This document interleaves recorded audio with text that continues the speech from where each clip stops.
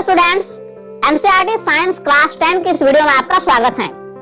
Students, आज की इस वीडियो में हम क्लास 10 साइंस के चैप्टर 2 अम्ल, क्षारक एवं लवण यानी एसिड्स, बेसेस एंड सॉल्ट्स के बारे में पढ़ेंगे। इस वीडियो में पूरी चैप्टर को कवर किया गया है और एक एक टॉपिक को बारीक से समझाया गया है। ये वीडियो आपके लिए काफी फायदेमंद होगी, इसलिए इस वीडियो को लास्ट तक जरूर देखें। तो आइए इस वीडियो को हम शुरू करते हैं। सबसे पहले हम समझेंगे अम्ल और क्षारक यानी एसिड्स एंड बेसेस। क्या होती हैं अम्ल या फिर क्या होती हैं क्षारक? कुछ पदार्थों का स्वाद खट्टा होता है, जैसे नींबू, इमली, दही, संतरा इत्यादि। ये हमारा डेली लाइफ का एक्सपीरियंस है कि कुछ ऐसे खाद्य पदार्थ हैं जिसका स्वाद हमें खट्टा लगता है, जैसे नींबू हो गया, इमली, दही, संतरा इत्यादि। इन पदार्थों में अम्ल पाया जाता है। तो देखिए, ये सभी पदार्थ जो हैं ये खट्टे होते हैं। इसका कारण यही है कि इन सभी पदार्थों में अम्ल पाया जाता है और अम्ल पाए जाने के कारण ही ये सभी पदार्थ हमें खट्टा लगता है। ठीक इसी प्रकार कुछ ऐसे पदार्थ होते हैं जिसका स्वाद कड़वा होता है, जैसे साबुन, चूने का पानी, बेकिंग सोडा यानी खाने का सोडा इत्यादि। तो अगर आप देखेंगे कि कुछ ऐसे पदार्थ हैं जैसे साबुन हो गया, चूने का पानी, बेकिंग सोडा, ये सभी का स्वाद कुछ ठीक नहीं लगता है यानी कड़वा लगता है। तो ये सभी पदार्थ जो हैं ये सभी पदार्थ क्षारक कहलाते हैं। यानी क्षारक वैसे पदार्थ हैं जिसका स्वाद हमें कड़वा लगता है। जब हम अम्ल या क्षारक की स्टडी करते हैं तो हमारे पास एक टर्म आता है जिससे हम कहते हैं सूचक या फिर इंग्लिश में इंडिकेटर कहते हैं। अब सवाल ये उठता है कि आखिर ये सूचक यानी इंडिकेटर होता क्या है? जैसा कि नाम है, ये सूचक इंडिकेटर यानी जो कि हमें इंडिकेट करती है कि कोई पदार्थ अम्ल है या फिर क्षारक है। देखिए, जैसा कि हम जानते हैं कि अम्ल का स्वाद खट्टा होता है और क्षारक का स्वाद कड़वा होता है। तो अगर आपको कोई ऐसा पदार्थ दिया जाए, कोई अज्ञात पदार्थ दिया जाए जो कि आप नहीं जानते हैं और कहा जाए कि बताओ ये पदार्थ अम्ल है या फिर क्षारक, तो उस पदार्थ की प्रकृति को पता लगाने के लिए चखना एक साइंटिफिक तरीका नहीं है, क्योंकि हो सकता है कि वह पदार्थ आपके लिए जहर भी हो। इसीलिए चख कर पता लगाना ये एक साइंटिफिक तरीका नहीं है, ये एक घातक प्रक्रिया है। इसीलिए अज्ञात पदार्थ को कभी भी चखना नहीं चाहिए। तब सवाल ये उठता है कि सूचक क्या है? तो सूचक जो है अम्ल या क्षारक की पहचान करने के लिए उपयोग किया जाने वाला पदार्थ सूचक यानी इंडिकेटर कहलाता है। तो सूचक हम वैसे पदार्थ को कहेंगे जो हमें ये बताती हैं कि कोई पदार्थ अम्ल है या क्षारक है। यानी अम्ल या क्षारक की पहचान बताने वाला पदार्थ को ही हम सूचक यानी इंडिकेटर कहते हैं। आपने लिटमस का नाम सुना होगा। लिटमस एक प्राकृतिक सूचक होता है जो लाइकेन से प्राप्त होता है। लिटमस जो है ये एक सूचक है जो हमें बताती है कि कोई पदार्थ अम्ल है या फिर क्षारक। और ये लिटमस जो है ये प्राकृतिक सूचक है, यानी इसमें जो है ये एक प्रकृति द्वारा प्रदत्त पदार्थ है, यानी ये लाइकेन से प्राप्त किया जाता है। लिटमस दो तरह के होते हैं, लाल लिटमस पत्र और नीला लिटमस पत्र। तो अम्ल जो है ये अम्ल नीले लिटमस पत्र को लाल कर देता है, जबकि क्षारक जो है वह लाल लिटमस पत्र को नीला कर देता है। अब देखिए, ये हम समझते हैं कि अगर आपको कोई सॉल्यूशन दिया हुआ है, कोई विलयन दिया गया है और अगर बताया गया कि बताओ ये जो है ये अम्ल है या फिर क्षारक है, तो आप कैसे पता करेंगे? तो वैसे पदार्थ जो नीले लिटमस पत्र को लाल कर देता है वह अम्ल होता है और जो लाल लिटमस पत्र को नीला कर देता है वह क्षारक होता है। तो हमने क्या देखा कि लिटमस जो है वह एक प्राकृतिक सूचक है।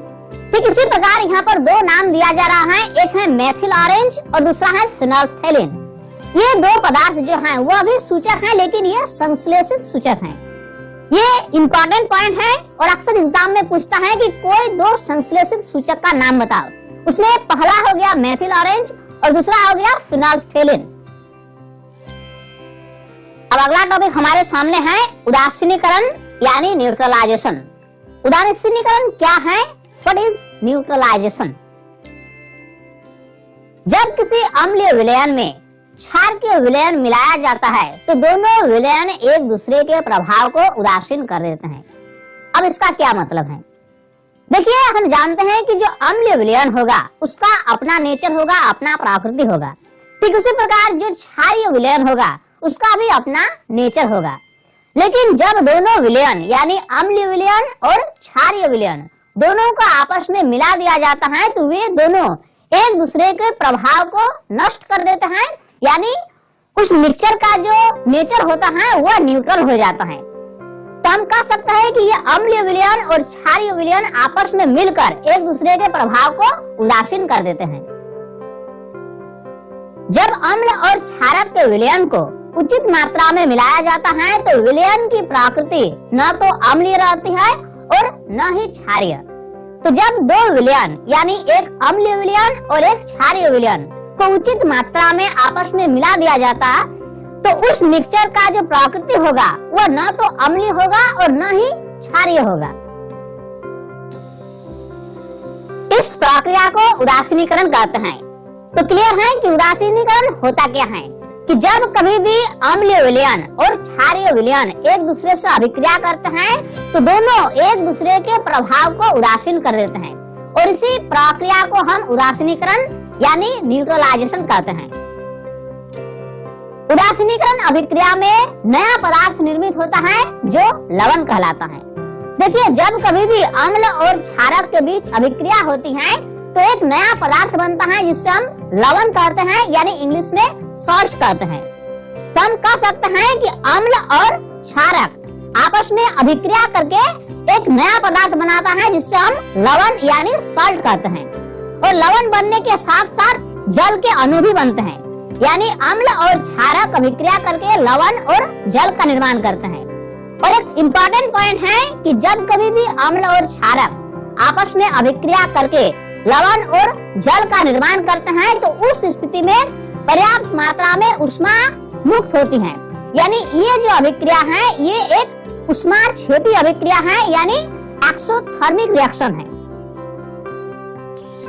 अब आइए एक एग्जांपल के जरिए हम समझने की कोशिश करते हैं उदासीनीकरण अभिक्रिया को। हम ले लेते हैं HCl यानी हाइड्रोक्लोरिक अम्ल का जलीय विलयन। चूंकि ये जलीय विलयन है इसलिए ब्रैकेट में AQ लिखा गया है। और HCl जो है वह एक अम्ल है यानी हाइड्रोक्लोरिक अम्ल है। जब ये अभिक्रिया करती है NaOH से यानी सोडियम हाइड्रोक्साइड के जलीय विलयन से, चूंकि NaOH जो है वह एक क्षार है यानी एक डैश है।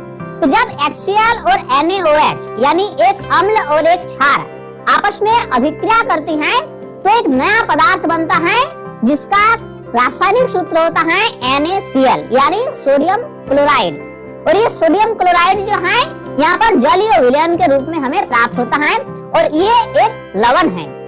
और ये NaCl बनने के साथ साथ और एक पदार्थ बनता है जो H2O है यानी जल के अणु भी बनते हैं।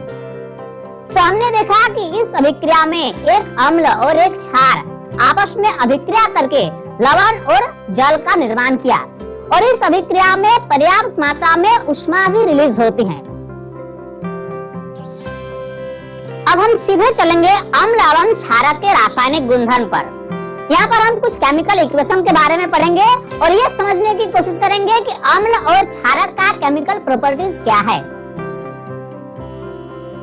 पहला पॉइंट है धातु के साथ अभिक्रिया, यानी यहाँ पर हम देखेंगे कि अम्ल जो है वह धातु के साथ अभिक्रिया कैसे करती है या फिर क्षारक जो है वह धातु के साथ कैसे अभिक्रिया करती है।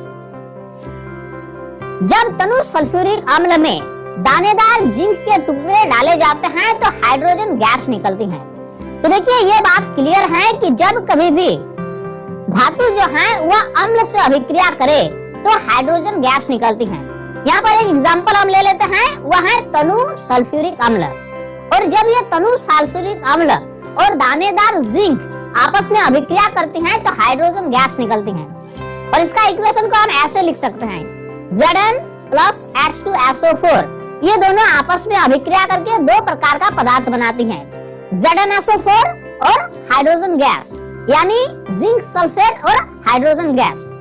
यानी कहने का मतलब ये हुआ कि अम्ल जो है वह धातु के साथ अभिक्रिया करके हाइड्रोजन गैस बनाती हैं। तो हम कह सकते हैं कि धातु अम्ल से अभिक्रिया करके लवण और हाइड्रोजन गैस का निर्माण करती हैं। इस केस में Zn-SO4 जो है वह एक लवण है, और ये लवण जो है हम कैसे प्राप्त करते हैं? जब धातु किसी अम्ल से अभिक्रिया करती है तो एक लवण का निर्माण होता है और हाइड्रोजन गैस रिलीज होती है। ठीक इसी प्रकार कुछ धातुएं क्षारक से अभिक्रिया करके भी हाइड्रोजन गैस बनाती हैं। तो जैसे कि हमने देखा कि धातु जो है वह अम्ल से अभिक्रिया करके हाइड्रोजन गैस बनाती हैं, ठीक उसी प्रकार कुछ धातुएं ऐसे हैं जो क्षारक से अभिक्रिया करके हाइड्रोजन गैस बनाती हैं। अब एक एग्जांपल ले लेते हैं, NaOH प्लस Zn, ये दोनों आपस में अभिक्रिया करके बनाती हैं Na2ZnO2 और हाइड्रोजन गैस। Na2ZnO2 जो है ये है सोडियम जिंकेट, परंतु ऐसी अभिक्रिया सभी धातुओं के साथ संभव नहीं है। यहाँ पर एक इंपॉर्टेंट पॉइंट है कि इस तरह की जो अभिक्रिया है, यानी धातु और क्षारक आपस में अभिक्रिया करके जो हाइड्रोजन गैस बनाती हैं, इस तरह की अभिक्रिया सभी धातुओं के साथ संभव नहीं है। नेक्स्ट पॉइंट है, धातु कार्बोनेट अम्ल के साथ अभिक्रिया करके लवण, जल और कार्बन डाइऑक्साइड बनाते हैं। धातु का जो कार्बोनेट होता है यानी धातु कार्बोनेट, वह अम्ल के साथ अभिक्रिया करके 3 प्रकार के पदार्थ बनाते हैं, लवण, जल और कार्बन डाइऑक्साइड। अब इससे एक एग्जांपल के जरिए समझने की कोशिश करते हैं। Na2CO3 यानी सोडियम कार्बोनेट, जब ये HCl से अभिक्रिया करते हैं यानी अम्ल से अभिक्रिया करते हैं तो 3 प्रकार का पदार्थ बनता है। उसमें पहला है NaCl यानी सोडियम क्लोराइड, जो कि एक लवण है। इसके अलावा जल बनते हैं यानी H2O और कार्बन डाइऑक्साइड गैस यानी CO2 गैस। इस प्रकार धातु कार्बोनेट जो है वह अम्ल के साथ अभिक्रिया करके लवण, जल और कार्बन डाइऑक्साइड बनाते हैं। ठीक उसी प्रकार धातु हाइड्रोजन कार्बोनेट भी अम्ल के साथ अभिक्रिया करके लवण, जल और कार्बन डाइऑक्साइड बनाते हैं। तो जैसा कि हमने देखा कि धातु कार्बोनेट जो है वह अम्ल के साथ अभिक्रिया करके लवण, जल और कार्बन डाइऑक्साइड बनाते हैं, ठीक उसी प्रकार धातु हाइड्रोजन कार्बोनेट भी अम्ल के साथ अभिक्रिया करके लवण, जल और कार्बन डाइऑक्साइड बनाते हैं। अब इसका एक एग्जांपल देख लेते हैं। NaHCO3 यानी सोडियम हाइड्रोजन कार्बोनेट, ये जब HCl से अभिक्रिया करते हैं यानी एक अम्ल से अभिक्रिया करते हैं तो 3 प्रकार का पदार्थ बनता है। उसमें पहला है NaCl यानी सोडियम क्लोराइड, जो कि एक लवण है। इसके अलावा बनता है H2O यानी जल और CO2 यानी कार्बन डाइऑक्साइड। इस प्रकार धातु हाइड्रोजन कार्बोनेट जो है वह भी अम्ल के साथ अभिक्रिया करके लवण, जल और कार्बन डाइऑक्साइड गैस बनाते हैं। अगला पॉइंट है, अम्ल और क्षारक आपस में अभिक्रिया करके लवण तथा जल बनाते हैं। देखिए इसके बारे में हमने पहले ही डिस्कस किया है, लेकिन चूंकि अभी हम पढ़ने जा रहे हैं एसिड और बेस के केमिकल प्रॉपर्टीज, इसलिए इस पॉइंट पर फिर से एक बार नजर डाल लेना जरूरी है। तो अम्ल और क्षारक आपस में अभिक्रिया करके 2 प्रकार के पदार्थ बनाते हैं, एक लवण और दूसरा जल। तो एक एग्जांपल के जरिए इसको हम समझने की कोशिश करते हैं कि जब NaOH यानी सोडियम हाइड्रोक्साइड का जलीय विलयन आपस में अभिक्रिया करता है HCl से यानी हाइड्रोक्लोरिक अम्ल के जलीय विलयन से, तो ये दोनों आपस में अभिक्रिया करके 2 पदार्थ बनाते हैं। पहला है NaCl यानी सोडियम क्लोराइड का जलीय विलयन और दूसरा है जल के अणु यानी H2O। इस प्रकार अम्ल और क्षारक आपस में अभिक्रिया करके लवण और जल का निर्माण करते हैं। इस अभिक्रिया को उदासीनीकरण अभिक्रिया यानी न्यूट्रलाइजेशन रिएक्शन कहते हैं। इस प्रकार अम्ल और क्षारक का जो अभिक्रिया होता है उस अभिक्रिया को हम उदासीनीकरण अभिक्रिया यानी न्यूट्रलाइजेशन रिएक्शन कहते हैं। और इस प्रकार के रिएक्शन में ऊष्मा उत्पन्न होती है, इसीलिए ऐसा रिएक्शन ऊष्माक्षेपी रिएक्शन यानी एक्सोथर्मिक रिएक्शन होता है। अम्लों के साथ धात्विक ऑक्साइडों की अभिक्रिया, यहाँ पर हम देखेंगे कि अम्ल जो है वह धात्विक ऑक्साइड से कैसे अभिक्रिया करता है। धात्विक ऑक्साइड कहने का मतलब धातु का जो ऑक्साइड होता है, यानी धात्विक ऑक्साइड और अम्ल के बीच कैसा अभिक्रिया होता है। इसका एक एग्जांपल ले लेते हैं, CuO यानी कॉपर ऑक्साइड, जो कि कॉपर का ऑक्साइड है यानी एक धात्विक ऑक्साइड है। ये जब अभिक्रिया करता है एक अम्ल से यानी HCl से, जो कि एक अम्ल है, तो ये दोनों आपस में अभिक्रिया करके दो प्रकार का पदार्थ बनाता है। पहला है CuCl2 जो कि एक लवण है, और इसके अलावा बनता है H2O यानी जल के अणु। तो चूंकि ये जो इक्वेशन हम देख रहे हैं ये बैलेंस्ड केमिकल इक्वेशन नहीं है, इसीलिए अगर आप चाहते हैं कि इसको हम बैलेंस कर लें तो सिंपली करना क्या होगा, लेफ्ट हैंड साइड में HCl के पहले 2 लगा देना होगा। बस ये इक्वेशन हमारा बैलेंस हो गया। अब आगे समझते हैं। चूंकि पहले हमने देखा कि अम्ल और क्षारक आपस में अभिक्रिया करके लवण और जल बनाए, तो ठीक उसी प्रकार ये रिएक्शन भी हमें वैसा ही दिख रहा है, यानी धातु का ऑक्साइड और अम्ल आपस में अभिक्रिया करके लवण और जल बनाते हैं। इससे ये समझ में आ रहा है कि कहीं ना कहीं धातु का जो ऑक्साइड है वह क्षारक का रोल अदा करता है। इसीलिए हम कह सकते हैं कि धात्विक ऑक्साइड जो है वह क्षारकीय प्रकृति के होते हैं। ये एक इम्पोर्टेंट पॉइंट है और इस पॉइंट से अक्सर क्वेश्चन पूछा जाता है कि धात्विक ऑक्साइड की प्रकृति क्या होती है। तो धात्विक ऑक्साइड की प्रकृति जो है वह क्षारीय होती है। अब हम देखेंगे क्षारक के साथ अधात्विक ऑक्साइड की अभिक्रिया, यानी अधातु का जो ऑक्साइड होता है, अधात्विक ऑक्साइड, और अधात्विक ऑक्साइड और क्षारक के बीच का अभिक्रिया कैसा होता है। एक एग्जांपल ले लेते हैं CaOH2 यानी कैल्शियम हाइड्रोक्साइड, जो कि एक क्षारक है। तो ये कैल्शियम हाइड्रोक्साइड जब आपस में अभिक्रिया करते हैं कार्बन डाइऑक्साइड से, यानी कार्बन डाइऑक्साइड जो है वह कार्बन का एक ऑक्साइड है, यानी ये जो है ये एक अधात्विक ऑक्साइड है। तो जब ये कैल्शियम हाइड्रोक्साइड और कार्बन डाइऑक्साइड आपस में अभिक्रिया करते हैं तो दो प्रकार का पदार्थ बनता है। उसमें पहला है CaCO3 यानी कैल्शियम कार्बोनेट, जो कि एक लवण है, और इसके अलावा बनता है H2O यानी जल।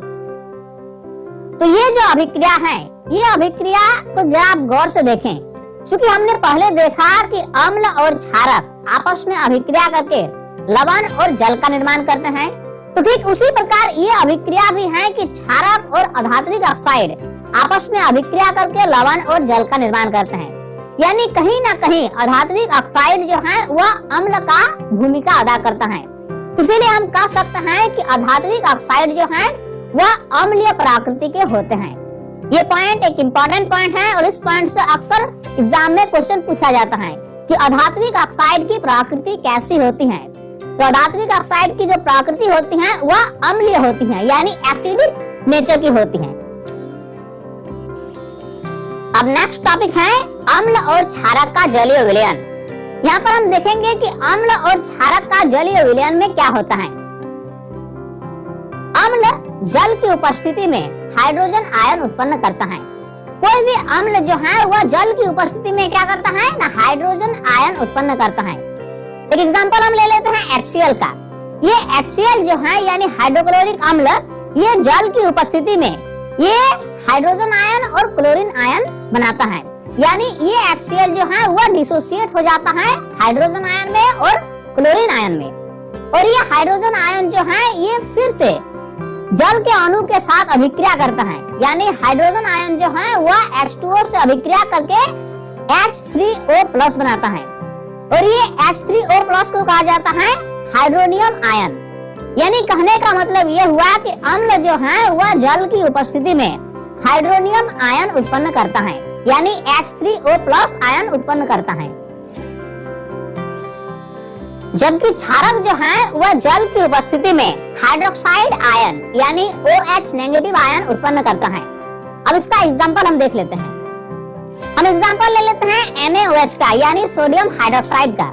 तो ये सोडियम हाइड्रोक्साइड जो है वह जल की उपस्थिति में दो प्रकार का आयन उत्पन्न करता है, Na+ और OH-। तो ये OH- जो है वह है हाइड्रोक्साइड आयन। यानी कोई भी क्षारक जो है वह जल की उपस्थिति में हाइड्रोक्साइड आयन उत्पन्न करता है, OH नेगेटिव आयन उत्पन्न करता है। ठीक उसी प्रकार अगर हम बात करें KOH का यानी पोटेशियम हाइड्रोक्साइड का, तो ये भी जल की उपस्थिति में K+ आयन उत्पन्न करता है और OH- आयन उत्पन्न करता है। ठीक उसी प्रकार अगर हम बात करें MgOH2 का यानी मैग्नीशियम हाइड्रोक्साइड का, तो ये भी जल की उपस्थिति में Mg++ आयन उत्पन्न करता है और OH नेगेटिव आयन उत्पन्न करता है। तो हम कह सकते हैं कि क्षारक जो है वह जल की उपस्थिति में हाइड्रोक्साइड आयन उत्पन्न करता है। चलिए अब आगे बढ़ने से पहले दो इंपॉर्टेंट पॉइंट को नोट कर लेते हैं। उसमें पहला पॉइंट है, सभी क्षारक जल में घुलनशील नहीं होते हैं। जितने भी क्षारक हैं उसमें सभी क्षारक जल में घुलनशील नहीं होते हैं। उसमें कुछ क्षारक ऐसे होते हैं जो जल में घुलनशील होते हैं और कुछ क्षारक जल में घुलनशील नहीं होते हैं। अगला इंपॉर्टेंट पॉइंट है, जल में घुलनशील क्षारक को क्षार कहते हैं। जो क्षारक जल में घुल जाए वैसे क्षारक को क्षार कहा जाता है। अब एक इंपॉर्टेंट पॉइंट पर डिस्कशन करते हैं, क्या होती है तनु और सांद्र विलयन। देखिए, जब कभी भी हम अम्ल क्षार या फिर विलयन के बारे में पढ़ाई करते हैं तो हमारे सामने दो प्रकार का शब्द आता है। उसमें एक है तनु और दूसरा है सांद्र। हम अक्सर देखते हैं कि किताब में लिखा हुआ रहता है सांद्र नाइट्रिक अम्ल, तनु नाइट्रिक अम्ल या फिर सांद्र सल्फ्यूरिक अम्ल या तनु सल्फ्यूरिक अम्ल। अब इसमें एक कंफ्यूजन पैदा होता है कि आखिर ये सांद्र या फिर तनु होता क्या है। तो आइए इसको हम समझते हैं कि सांद्र क्या है और तनु क्या है।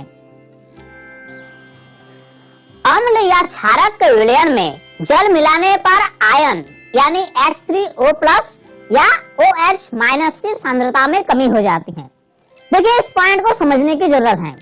जब हम किसी अम्ल या क्षारक के विलयन ले लेते हैं तो उसमें आयन मौजूद होता है। क्योंकि हम जानते हैं कि अम्लीय विलयन में H3O पॉजिटिव आयन रहता है जबकि क्षारीय विलयन में OH नेगेटिव आयन रहता है। तो जब इसकी सांद्रता अधिक होती है तो हम उससे कहेंगे कि सांद्र विलयन है, और जब इसकी सांद्रता कम होगा तो हम कहेंगे कि ये तनु विलयन है। यानी कहने का मतलब ये हुआ कि सांद्र विलयन में जल मिलाकर उससे हम तनु विलयन बना सकते हैं। अब एक एग्जांपल के जरिए इसको हम समझते हैं कि मान लेते हैं कि हमें दिया गया सांद्र सल्फ्यूरिक अम्ल, तो इसमें जब अगर हम जल मिला देंगे तो ये बन जाएगा तनु सल्फ्यूरिक अम्ल। यानी किसी भी विलयन में जल मिलाकर उससे तनु बनाया जा सकता है। इस प्रक्रिया को तनुकरण यानी डाइल्यूशन कहते हैं। अब जरा इसको समझिए, सांद्र विलयन मतलब क्या? कंसंट्रेटेड सॉल्यूशन, प्रति इकाई आयतन में अधिक आयन। अगर आपको जो सॉल्यूशन दिया गया है उसमें प्रति इकाई आयतन में अगर आयन की संख्या अधिक हो तो हम कहेंगे कि ये सांद्र विलयन है। ठीक उसी प्रकार अगर तनु विलयन की बात किया जाए तो हम कहेंगे कि प्रति इकाई आयतन में कम आयन, यानी जो आपको विलयन दिया गया है उसमें प्रति इकाई आयतन में अगर आयन की संख्या कम हो तो हम उसे कहेंगे तनु विलयन है। इस प्रकार सांद्र विलयन में जल मिलाकर उससे तनु विलयन बनाया जा सकता है। नेक्स्ट इंपॉर्टेंट टॉपिक है पीएच स्केल। आपने पीएच स्केल का नाम सुना है। क्योंकि साइंस की जो हम पढ़ाई करते हैं इसमें हर चीज को मेजर किया जाता है। जिस प्रकार किसी भी लंबाई को नापने के लिए हम मीटर स्केल का यूज करते हैं, जिस प्रकार किसी वस्तु का तापमान को मापने के लिए हम डिग्री सेल्सियस या फिर डिग्री फ़ारेनहाइट का यूज करते हैं, ठीक उसी प्रकार किसी भी अम्ल या क्षारीय की प्रबलता या दुर्बलता को नापने के लिए जो स्केल का यूज किया जाता है उससे हम कहते हैं पीएच स्केल। यानी बात क्लियर है, पीएच स्केल जो है वह एक मेजरिंग प्रोसेस है और इस स्केल के जरिए हम ये नापते हैं कि किसी भी एसिड की स्ट्रॉन्गनेस क्या है या फिर उसकी वीकनेस क्या है। यानी कोई एसिड स्ट्रॉन्ग है या वीक है ये हम पता लगाते हैं पीएच स्केल से। ठीक उसी प्रकार कोई गैस यानी कोई क्षार ये स्ट्रॉन्ग है या फिर वीक है ये पता लगाते हैं पीएच स्केल से। तो हम कह सकते हैं किसी अम्ल अथवा क्षारक की प्रबलता को मापने के लिए पीएच स्केल का उपयोग किया जाता है। पीएच स्केल में 0 से 14 तक मान होता है। देखिए ये पॉइंट काफी इंपॉर्टेंट है कि पीएच स्केल में जो वैल्यू होता है वह 0 से लेकर 14 तक होता है। किसी विलयन का पीएच मान उसकी अम्लीयता अथवा क्षारकीयता को व्यक्त करता है। हाइड्रोनियम आयन यानी H3O+ की सांद्रता जितनी अधिक होगी उसका पीएच मान उतना ही कम होगा।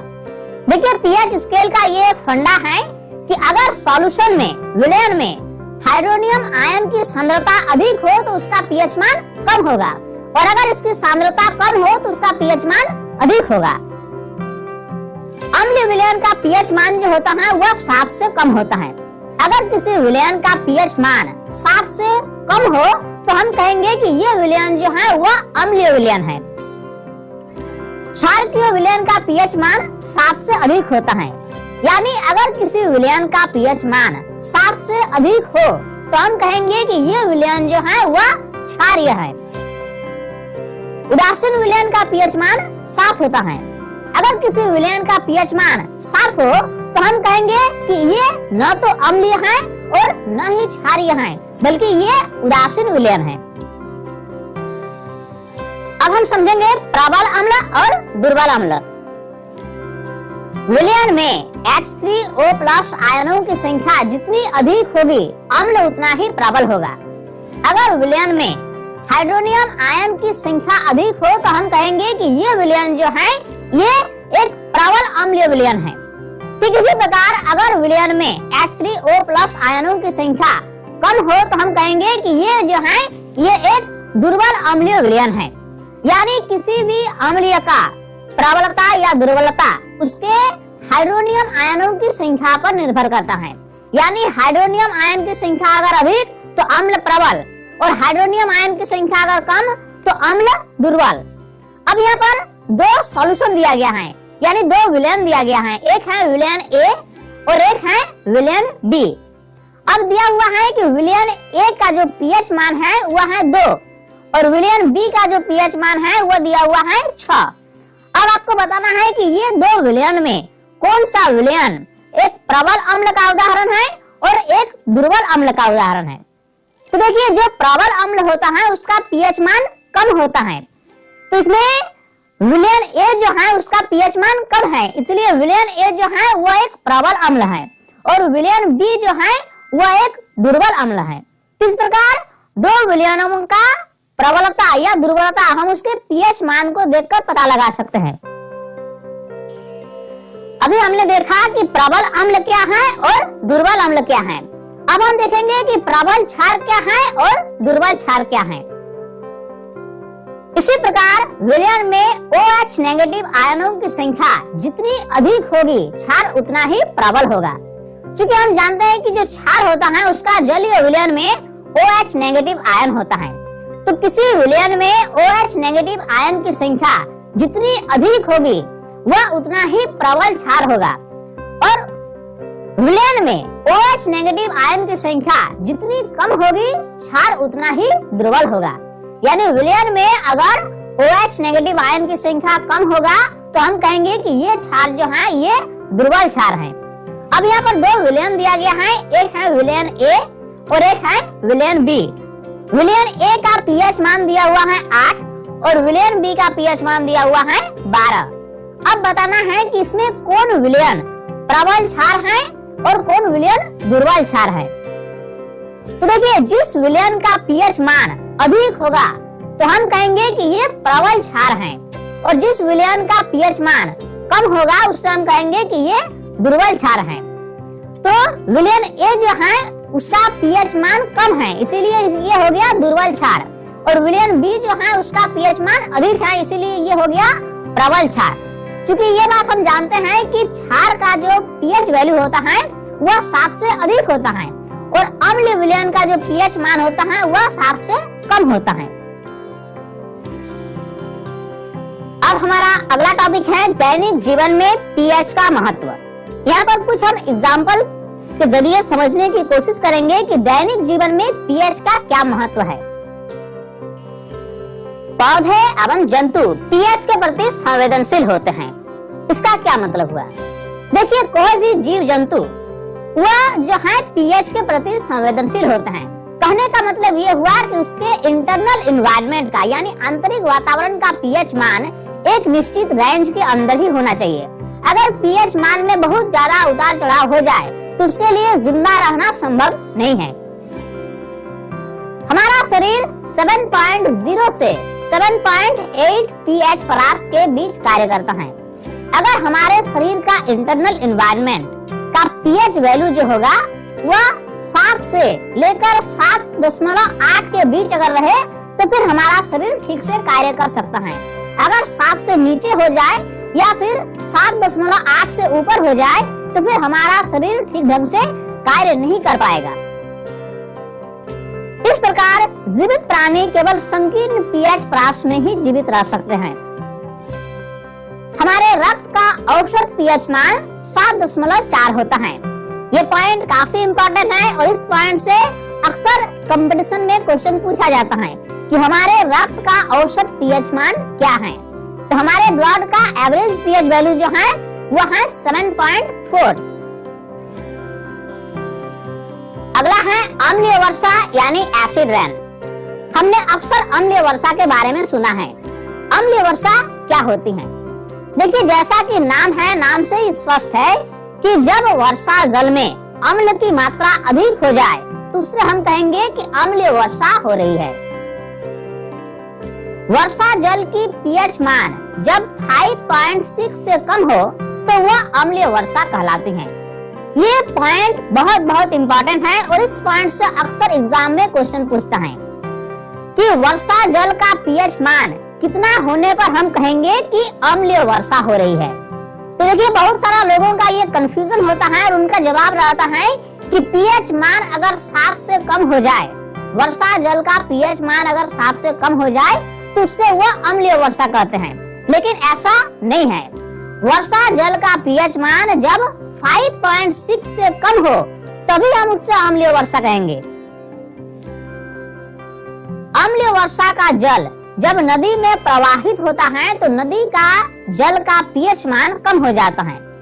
देखिए, जब अम्लीय वर्षा होती है तो फिर वह वर्षा का जल नदी में पहुंच जाती है और जिसके कारण नदी के जल का पीएच मान एक सामान्य मान से भी नीचे आ जाती है। तो ऐसी स्थिति में क्या होता है कि नदी के जल का पीएच मान जो है वह काफी कम हो जाता है। ऐसी स्थिति में जलीय जीवों का जीवन कठिन हो जाता है, क्योंकि हम जानते हैं कि कोई भी जीव जंतु या पेड़ पौधे एक निश्चित परास में ही, पीएच मान के एक निश्चित परास में ही जिंदा रह सकता है। तो जब ऐसी स्थिति उत्पन्न हो जाएगी कि नदी के जल का पीएच मान सामान्य से भी कम हो जाएगा तो फिर ऐसी स्थिति में जलीय जीवों का जीवन कठिन हो जाता है। अगला टॉपिक है हमारे पाचन तंत्र का पीएच। हमारा अमाशय हाइड्रोक्लोरिक अम्ल यानी HCl उत्पन्न करता है। ये पॉइंट काफी इंपॉर्टेंट है और इस पॉइंट से अक्सर एग्जाम में क्वेश्चन पूछता है कि हमारा अमाशय कौन सा अम्ल उत्पन्न करता है। तो उसका जवाब क्या होगा? हाइड्रोक्लोरिक अम्ल यानी HCl। अपच की स्थिति में उदर अत्यधिक मात्रा में अम्ल उत्पन्न करता है, जिसके कारण उदर में दर्द व जलन का अनुभव होता है। कभी कभार इंडाइजेशन के केस में क्या होता है कि हमारा अमाशय अत्यधिक मात्रा में HCl सीक्रेट करता है, जिसके कारण हाई एसिडिटी के कारण पेट में दर्द या फिर जलन का अनुभव होता है। दर्द से मुक्ति के लिए एंटासिड जैसे क्षारकों का प्रयोग किया जाता है। तो ऐसी स्थिति में हम कुछ ऐसे मेडिसिन लेते हैं जो एंटासिड होते हैं, और ये एंटासिड क्या होता है? ये क्षारक होते हैं कि जो कि अम्ल के साथ अभिक्रिया करके उसकी अम्लीयता को कम कर देते हैं।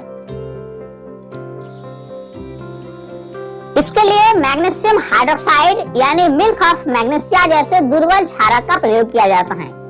इस प्रकार अपच की स्थिति में जब हमारा अमाशय अत्यधिक एसिडिक हो जाता है तो ऐसी स्थिति में मैग्नीशियम हाइड्रोक्साइड यानी मिल्क ऑफ मैग्नीशिया जैसे दुर्बल क्षारक का प्रयोग किया जाता है। नेक्स्ट पॉइंट है पीएच परिवर्तन के कारण दंत क्षय। मुंह के पीएच मान 5.5 से कम होने पर दांतों का क्षय प्रारंभ हो जाता है। ये पॉइंट भी काफी इंपॉर्टेंट है और इस पॉइंट से भी क्वेश्चन पूछता है कि हमारे मुंह के पीएच मान कितना से कम होने पर दांतों का क्षय होना शुरू हो जाता है। तो कितना होता है? 5.5। जब कभी भी हमारे मुंह के पीएच मान 5.5 से कम रहता है तो हमारा दांतों का क्षय होना शुरू हो जाता है। यानी दांतों को स्वस्थ रखने के लिए हमारे अमाशय का स्वस्थ होना जरूरी है। अगर हमारी अमाशय अत्यधिक मात्रा में HCl सीक्रेट करेगा तो फिर हमारे मुंह का पीएच मान भी कम हो जाएगा। जिसके कारण हमारा दांत भी खराब हो जाएगा। यानी हमारे दांत की स्वास्थ्य हमारे पेट की स्वास्थ्य पर निर्भर करता है।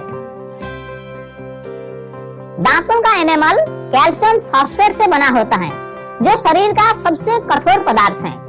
ये पॉइंट काफी इंपॉर्टेंट है, इससे दो प्रकार का क्वेश्चन बनता है।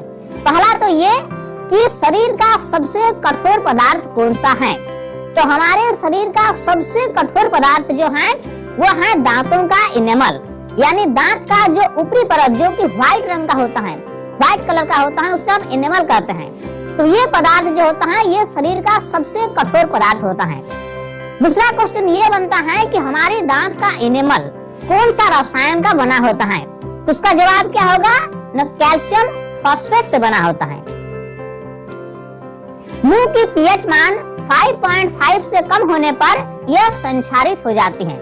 तो जब हमारी मुंह की पीएच मान 5.5 से कम हो जाता है तो वैसी स्थिति में दांत का इनेमल जो है वह संक्षारित होने लगता है, वह क्षय होने लगता है। इसीलिए मुंह की सफाई के लिए क्षारकीय दंत मंजन का उपयोग किया जाता है, ताकि अम्ल की अधिकता को उदासीन किया जा सके। इसीलिए मुंह की सफाई करने के लिए जो दंत मंजन का यूज किया जाता है वह क्षारकीय होता है, यानी क्षारीय होता है। और ये क्षारीय होने के कारण ही अम्ल की अधिकता को उदासीन कर देता है। अगला पॉइंट है पशुओं एवं पौधों द्वारा उत्पन्न रसायनों से आत्मरक्षा। कुछ ऐसे जंतु होते हैं या फिर कुछ ऐसे पौधे होते हैं जो सेल्फ डिफेंस के लिए एसिड का यूज करते हैं। मधुमक्खी का डंक एक अम्ल छोड़ता है जिसके कारण दर्द एवं जलन का अनुभव होता है। देखिए ये क्वेश्चन काफी इंपॉर्टेंट है कि मधुमक्खी के डंक में कौन सा अम्ल पाया जाता है। तो उसका जवाब क्या होगा, मैथेनोइक अम्ल। डंक मारे गए अम्ल में बेकिंग सोडा जैसे दुर्बल क्षारक के उपयोग से आराम मिलता है। तो जिस जगह पर डंक मारा गया है वहां पर अगर हम बेकिंग सोडा का यूज करते हैं तो हमें आराम महसूस होता है। कारण क्या है कि जो बेकिंग सोडा है वह एक क्षारक है जो कि अम्ल की अम्लीयता को कम कर देते हैं, जिसके कारण हमें दर्द से आराम मिलता है। इसी प्रकार चींटी का डंक भी मैथेनोइक अम्ल छोड़ता है। इसी प्रकार नेटल का डंक भी मैथेनोइक अम्ल छोड़ता है। नेटल जो है वह एक शाकीय पादप है जो जंगलों में उपजता है और ये नेटल का डंक में मैथेनोइक अम्ल होता है, जिसके कारण दर्द व जलन का अनुभव होता है। अब हम अगले टॉपिक में आएंगे, कुछ प्राकृतिक अम्ल एवं उनके स्रोत। यहाँ पर हम कुछ प्राकृतिक स्रोत के बारे में चर्चा करेंगे और उसमें पाए जाने वाले कौन से अम्ल हैं इसके बारे में जानेंगे। सबसे पहले हम एग्जांपल ले लेते हैं टमाटर का। टमाटर में कौन सा अम्ल पाया जाता है? तो टमाटर में ऑक्जेलिक अम्ल पाया जाता है। इमली में कौन सा अम्ल पाया जाता है? तो इमली में टार्टरिक अम्ल पाया जाता है। ठीक उसी प्रकार संतरा में सिट्रिक अम्ल पाया जाता है और नींबू में भी सिट्रिक अम्ल पाया जाता है। अगर हम दही की बात करें तो दही में लैक्टिक अम्ल पाया जाता है। चींटी के डंक में मैथेनोइक अम्ल पाया जाता है। नेटल का डंक में भी मैथेनोइक अम्ल पाया जाता है और सिरका में एसिटिक अम्ल पाया जाता है। तो ये पॉइंट आपके लिए काफी फायदेमंद है। इस पॉइंट से अक्सर एग्जाम में क्वेश्चन पूछता है। अब हमारा टॉपिक है लवण का पीएच मान। चूंकि हमने देखा कि अम्ल का पीएच मान 7 से कम होता है, वहीं क्षार का पीएच मान 7 से अधिक होता है और उदासीन विलयन का पीएच मान 7 के बराबर होता है। लेकिन अभी तक हमने ये नहीं देखा कि लवण का पीएच मान क्या होता है। तो वास्तव में अगर पूछा जाए तो लवण का पीएच मान 7 भी हो सकता है, 7 से कम भी हो सकता है और 7 से अधिक भी हो सकता है। प्रबल अम्ल एवं प्रबल क्षारक के लवण का पीएच मान 7 होता है। जब एक प्रबल अम्ल और प्रबल क्षारक आपस में अभिक्रिया करके लवण का निर्माण करते हैं तो उस लवण का पीएच मान 7 होता है। प्रबल अम्ल एवं दुर्बल क्षार के लवण का पीएच मान 7 से कम होता है। जब एक प्रबल अम्ल और एक दुर्बल क्षारक आपस में अभिक्रिया करके लवण का निर्माण करते हैं तो वैसे लवण का पीएच मान 7 से कम होता है। ठीक इसी प्रकार दुर्बल अम्ल एवं प्रबल क्षारक के लवण का पीएच मान 7 से अधिक होता है। जब एक दुर्बल अम्ल और एक प्रबल क्षारक आपस में अभिक्रिया करके लवण का निर्माण करते हैं तो उस लवण का पीएच मान 7 से अधिक होता है। यानी कहने का मतलब ये हुआ कि लवण का पीएच मान 7 भी हो सकता है, 7 से कम भी हो सकता है और 7 से अधिक भी हो सकता है। साधारण नमक यानी कॉमन सॉल्ट। क्या होता है साधारण नमक? साधारण नमक का रासायनिक नाम सोडियम क्लोराइड है। इसका उपयोग हम अपने भोजन के साथ करते हैं और इस साधारण नमक का रासायनिक सूत्र होता है NaCl। समुद्री जल में कई प्रकार के लवण घुले होते हैं। इन लवणों से सोडियम क्लोराइड को पृथक किया जाता है। अगला महत्वपूर्ण लवण का नाम है विरंजक चूर्ण यानी ब्लीचिंग पाउडर। जलीय सोडियम क्लोराइड यानी लवण जल के विद्युत अपघटन से क्लोरीन गैस का निर्माण होता है। जब हम लवण जल का विद्युत अपघटन करते हैं तो उसमें क्लोरीन गैस का निर्माण होता है। इसका इक्वेशन को हम ऐसे लिख सकते हैं NaCl(Aq). चूंकि NaCl जो है वह जलीय विलयन है इसलिए Aq लिखा गया। तो ये जो है ये जल से अभिक्रिया करता है और अभिक्रिया के बाद ये बनाता है NaOH यानी सोडियम हाइड्रोक्साइड का जलीय विलयन। इसके अलावा ये बनाता है क्लोरीन गैस यानी Cl2 गैस और अंत में बनाता है H2 गैस। यानी ये लवण जल का जब विद्युत अपघटन किया जाता है तो ये NaOH का जलीय विलयन बनाता है, क्लोरीन गैस बनाता है और हाइड्रोजन गैस बनाता है। इस क्लोरीन गैस का उपयोग विरंजक चूर्ण के उत्पादन के लिए किया जाता है। शुष्क बुझा हुआ चूना यानी CaOH2 पर क्लोरीन की क्रिया से विरंजक चूर्ण का निर्माण होता है। अब देखिए कि विरंजक चूर्ण का निर्माण कैसे होता है। जब हम शुष्क बुझा हुआ चूना यानी कैल्शियम हाइड्रोक्साइड पर क्लोरीन गैस की क्रिया कराते हैं तो विरंजक चूर्ण का निर्माण होता है।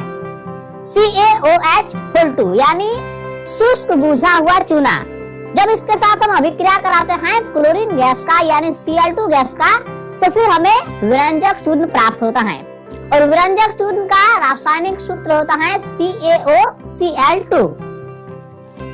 इसके अलावा और एक पदार्थ बनता है और वह है H2O यानी जल के अणु बनते हैं। अब ये CaOCl2 जो है यही है विरंजक चूर्ण।